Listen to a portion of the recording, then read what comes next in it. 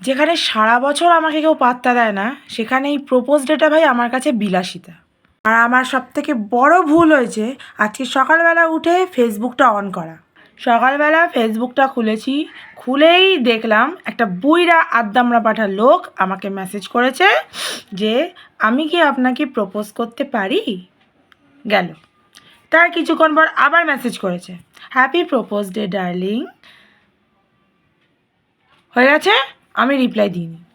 আবার একটু আগে আমাকে মেসেজ করেছে, তোমার হৃদ মাঝারে রাখিব, বিয়ে করব না। কে বলেছে আপনাকে বিয়ে করতে? আমি কি আপনাকে বিয়ে করার জন্য মরে যাচ্ছি? হ্যাঁ, একটা দাদুর বয়সী একটা লোক একটা মেয়েকে মেসেজ করছে, প্রপোজ করছে। আবার প্রপোজে কী লিখেছে?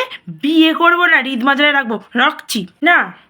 দোষটা আপনার নয়, আপনার বাড়ির লোকের। এক তো আপনার হাতে এই মরার টাইমে ফোন গুঁজে দিয়েছে, তার উপর ফেসবুক খুলে দিয়েছে। কি চুলকায় চুলকায়? হ্যাঁ, যান ঈশ্বরের নাম জপ করুন, ঠাকুরের নাম গান করুন, যান। আর তো কদিন পর পটল তুলতে যাবেন, প্রপোজ ডে করছে।